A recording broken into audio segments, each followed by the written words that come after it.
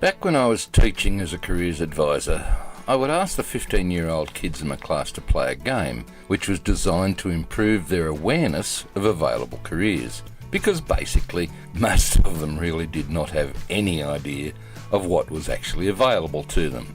So this game involved going around the room, one student at a time, and asking them to name a job that started with the letter A, and then B for the next student, and C for the next, and so on. Now, while the kid who got X wasn't necessarily pleased, it usually ended up being a ball of fun and giggles, as I had a 3-second buzzer that signalled the time to move on when a student couldn't collect their thoughts in time. And the whole point of the game was to get them thinking about different jobs, and in this case it was a mere 26. And often it was even difficult to get that many out of the whole class. So we'd then take a little virtual walk around the local shopping centre in our minds and map out all the different types of shops that are there and try to work out who is involved in the supply chain. And then we'd head off to the local industrial areas and name some of the businesses that they knew about there and what jobs are involved with them. And then, well, let's go up to the local hospital and take a cruise around the wards. By the end of this exercise, we'd probably have a list of jobs close to 100 or more that the kids were hopefully now a little more aware of. The whole point was there are tens of thousands of different types of careers possible, but most people simply do not have a clue about what is available to them. And if you don't know or aren't aware of something, then how can you possibly know whether you do or don't want to do it? So we're going to use the same tactic here, just to see what you may already be aware of. So I want you to work through the alphabet, naming websites you've been to, which start with that letter. So I'll kick off with the easy one. A is for Amazon. Your turn. Look, maybe you can sneak a peek at your browser history if you must, but just get your brain into focus here. Certainly don't get too sidetracked, and make sure you come back here. Don't forget about me now. And believe me, it's not as easy as it sounds. Look, I'll go put the kettle on and make a cup of coffee while I wait. Oh, here's my list for your information. And yes, I had to cheat and look at my browser history for a lot of help.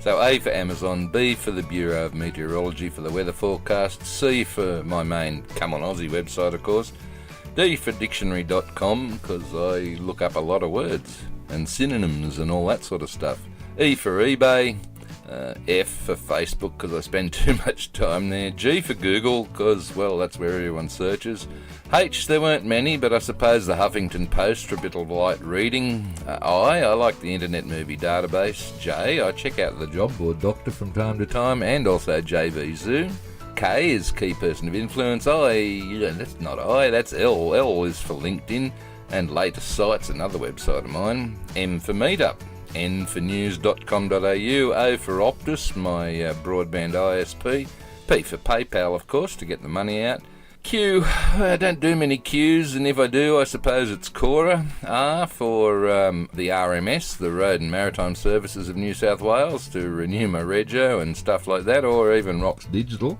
S for Search Engine Journal, T for Tips and Tricks Headquarters, and Tweed Daily News. U for Urban Dictionary, V for vocabulary.com, W for WP Elevation, Word Fence, and the Warrior Forum. Quite a busy one, the W, because W3 Schools is in there as well. X, actually I don't go to any websites that start with X. Y is YouTube, or Your Brilliant Idea, of course. And Z for Zeusk. And hey, look, don't judge me, I'm single.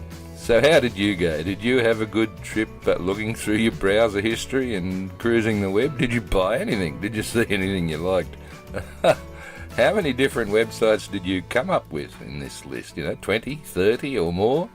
Well, when you consider there are at least 1.8 billion websites in the world at the moment, there's obviously a lot you don't know about.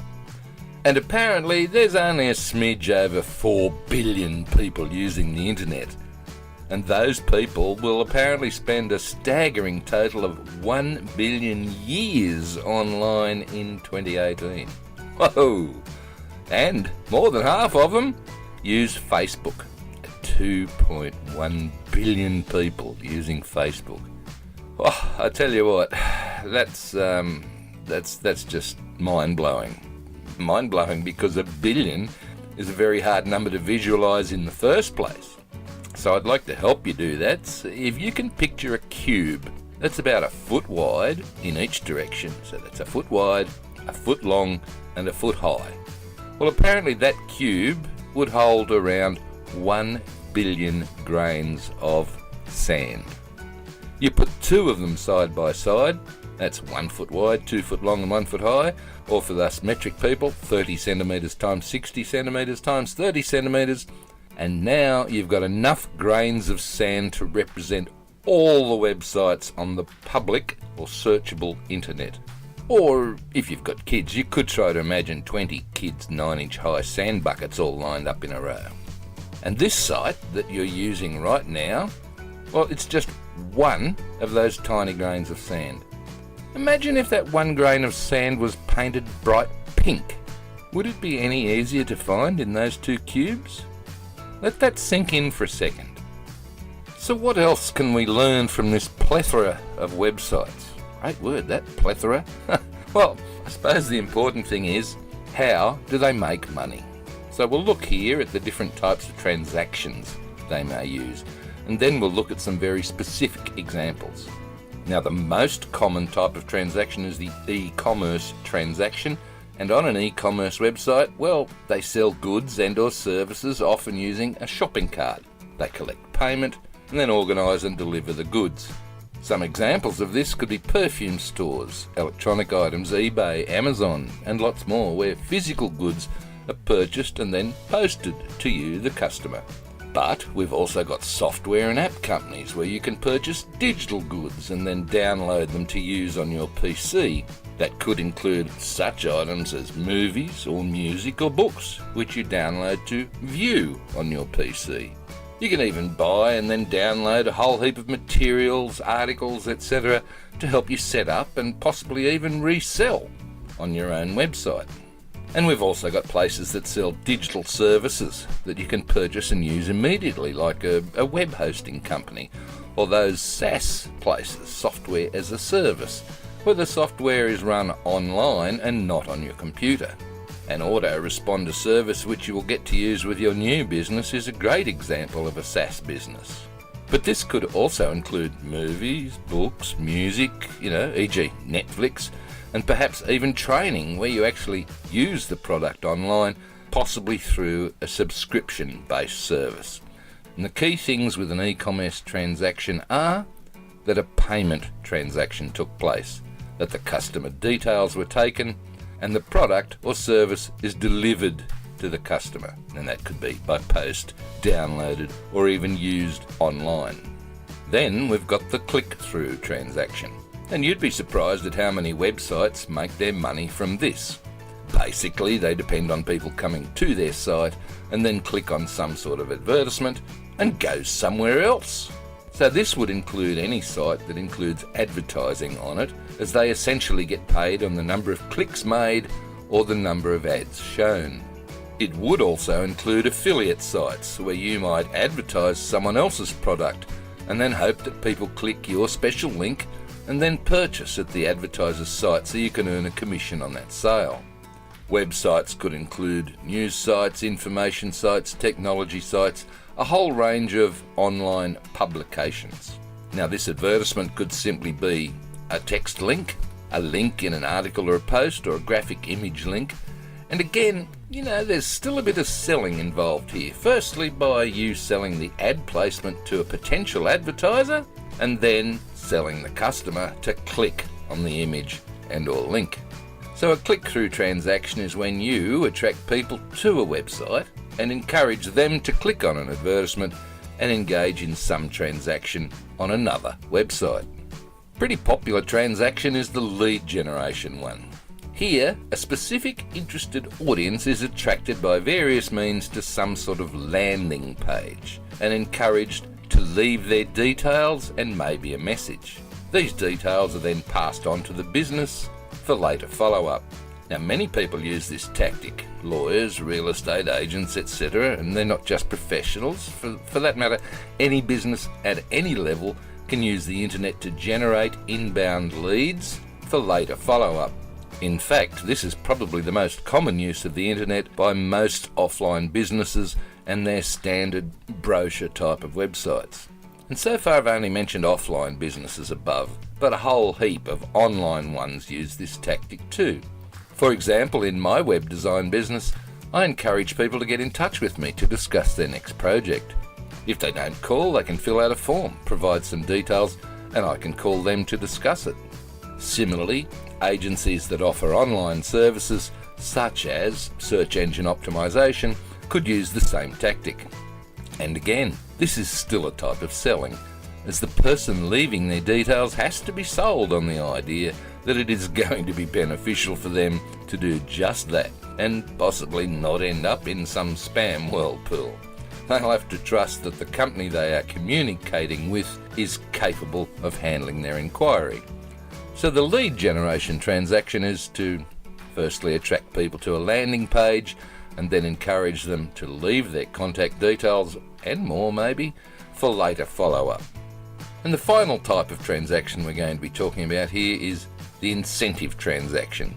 This last type of transaction is usually a simple promotion, which is designed to get people in the real or virtual doors ASAP. It could be in the form of a special discount or a voucher or something like that, which customers can perhaps download or store and then redeem at the shop.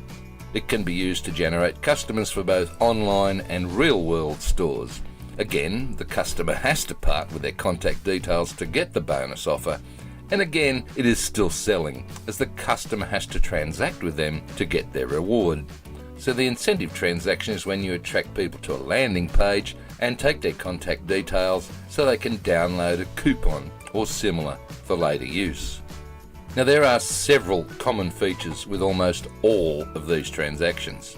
People need to be directed to the offer, they need to be convinced to transact, and finally, their product needs to be delivered.